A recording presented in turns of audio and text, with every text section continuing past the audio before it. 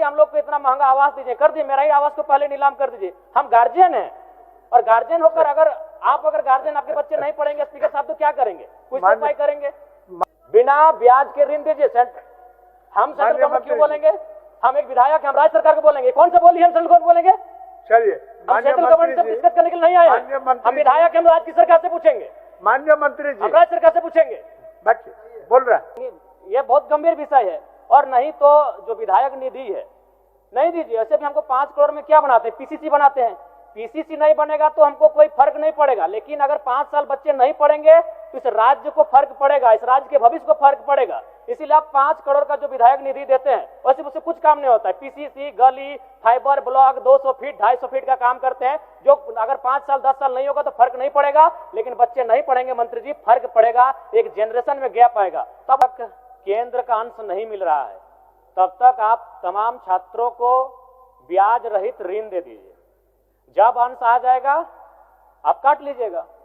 मेरा प्रश्न बड़ा ही गंभीर है। आज पूरे राज्य को पता है कि आज विगत वर्षों से ओबीसी के छात्र छात्राओं को स्कॉलरशिप नहीं मिला है, और इस पर जब भी बातचीत होती है तो विभाग, राज्य सरकार केंद्र को दोष देने का कार्य करती है। तो मैं स्पष्ट जानना चाहता हूं, क्योंकि इन्होंने उत्तर में भी लिखा है कि केंद्र सरकार से राशि प्राप्त होने के उपरांत भुगतान की कार्रवाई की जाएगी। तो मान के चलते हैं अगर केंद्र ने राशि का भुगतान नहीं किया तो आप स्पष्ट शब्दों में कह दीजिए कि ओबीसी छात्र छात्राओं को स्कॉलरशिप नहीं मिलेगा।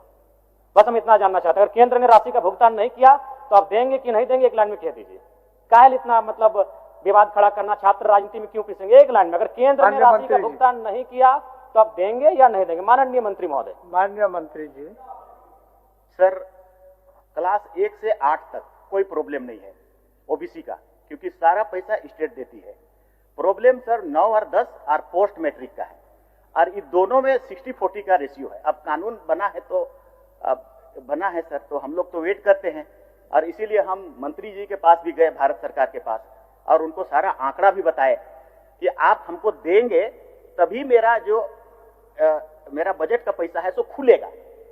मतलब मेरे पास फाइनेंस रेजुलेशन है फाइनेंस डिपार्टमेंट का कि हाँ, कि वो नहीं देगा तो ये नहीं खुलेगा।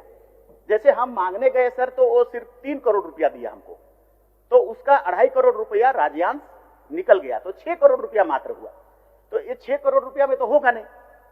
अब हम फिर भी वेट कर रहे थे कि वो अगर आ जाए, मिल जाए, क्योंकि वो आ करके बोले भी कि मंत्री गए थे और हम उसको एश्योर किए हैं कि और ज्यादा पैसा हम भेजेंगे, लेकिन अभी तक वो आया नहीं सर।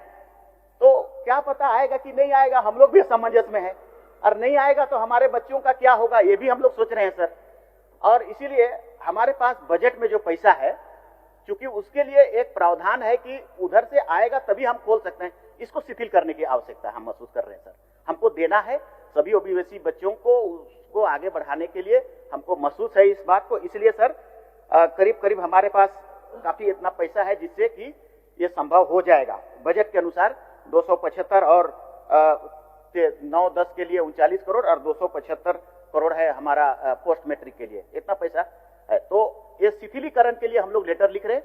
कल हमने पित पत्र भी जारी कर दिया सेक्रेटरी को कि आप इसका वैकल्पिक व्यवस्था करें। केंद्र नहीं देगा तो उसकी बात है, मत देने दीजिए, हम क्या करेंगे उसको बात बताइए, मेरे पास बजट में है उसको क्लियर करिए। तो हमने लिख दिया है, कुछ दिनों में हम लोग इसका व्यवस्था करेंगे। पिछले कल के अनुसार हम शायद लगता है कि इसको हम लोग ठीक कर लेंगे। चलिए जयराम जी, अच्छा उत्तर हुआ। यानी ठीक है अध्यक्ष महोदय, 1 साल से ज्यादा हो चुका है, तो वही तो हम कह रहे हैं, अगर केंद्र नहीं दिया तो क्या आपके पास विकल्प है, क्या तैयारी आपके? नहीं तो जयराम जी सर, आप शायद ध्यान से, 1 साल से ज्यादा हो चुका है, नहीं सही बात हो चुका है, सही बात है। केंद्र आपका सवाल को मंत्री जी स्वीकार भी किए और पित पत्र भी लिख चुके हैं। ये उत्तर नहीं हुआ। अच्छा, हम थोड़ा सा उनके आंकड़ों के अनुसार ही जानना चाहेंगे मंत्री जी से कि 2023-24 में कितना राशि स्कॉलरशिप के लिए भुगतान किया गया था 2023-24 में? माननीय मंत्री जी, 2023-24, हालांकि 2023-24 में आप शायद नहीं थे, फिर भी थोड़ा सा जानकारी हासिल करके। सर 23-24 में ठीक है, हाँ बोल रहे हैं, बोल। ये तो लिखा हुआ 23-24 में 67.88 करोड़ हम लोगों ने डिमांड किया था, उसके बदले में 7.35 आया, केंद्र का हिस्सा इतना ही आया। 24-25 में 66.14 करोड़ रुपया डिमांड किया, 12 ही करोड़ आया। 25-26 में 45.91 करोड़ डिमांड किया, 3.95 ही करोड़ आया। फिर पोस्ट मैट्रिक में भी ऐसे ही हुआ सर, 271 करोड़ रुपया का हम लोग डिमांड किया, 77 करोड़ रुपया मात्र आया 23-24 में। 24-25 में 353 करोड़ का डिमांड किया, आया 33 करोड़। अभी 25-26 में 370 करोड़ का जरूरत है, उसमें जीरो आया, एक और नहीं आया।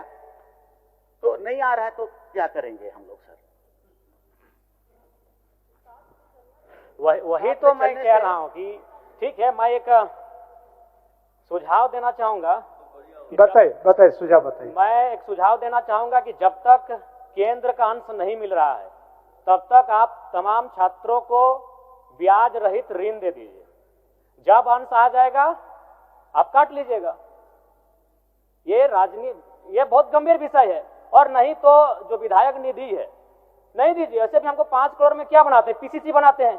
पीसीसी नहीं बनेगा तो हमको कोई फर्क नहीं पड़ेगा, लेकिन अगर 5 साल बच्चे नहीं पढ़ेंगे तो इस राज्य को फर्क पड़ेगा, इस राज्य के भविष्य को फर्क पड़ेगा। इसीलिए आप 5 करोड़ का जो विधायक निधि देते हैं वैसे उससे कुछ काम नहीं होता है। पीसीसी, गली, फाइबर ब्लॉक 200 फीट 250 फीट का काम करते हैं, जो अगर 5 साल 10 साल नहीं होगा तो फर्क नहीं पड़ेगा, लेकिन बच्चे नहीं पढ़ेंगे मंत्री जी, फर्क पड़ेगा, एक जनरेशन में गैप आएगा। तब उसे रोक दीजिए। करिए, हम लोग को इतना महंगा आवास दीजिए, कर दिए, मेरा ही आवास को पहले नीलाम कर दीजिए। हम गार्जियन हैं, और गार्जियन होकर अगर गार्जियन आपके बच्चे नहीं पढ़ेंगे स्पीकर साहब तो क्या करेंगे, कुछ उपाय करेंगे? माननीय सदस्य, नहीं, मैं सुझाव दे रहा हूं कि आप उनको ऋण दीजिए। भावना से नहीं तो 1 साल बीत चुका है, 1 साल बीत चुका है। भावना कुछ कानून 15 दिन के लिए होता है, भावना 15 दिन के लिए होता है, आपका भावना सही है, आपका भावना सही है। मैं तो सुझाव दे रहा हूं कि उनको ऋण दीजिए, बिना ब्याज के ऋण दीजिए। हम सेंट्रल गवर्नमेंट क्यों बोलेंगे? हम एक विधायक, हम राज्य सरकार को बोलेंगे। कौन सा बोली, हम सेंट्रल गवर्नमेंट बोलेंगे? चलिए, हम सेंट्रल गवर्नमेंट से डिस्कस करने के लिए नहीं आए हैं। हम विधायक, हम राज्य की सरकार से पूछेंगे। माननीय मंत्री जी, हम राज्य सरकार से पूछेंगे। बच्चे बोल रहा है, ये ऋण का बात नहीं है। हमने जैसा आपको कहा सर, मैंने क्या कहा? मैंने ये कहा कि पीत पत्र हमने जारी किया है वित्त विभाग का रेजुलेशन को शिथिलीकरण करने के लिए। तो क्यों ऐसा किया? पैसा लाने के लिए।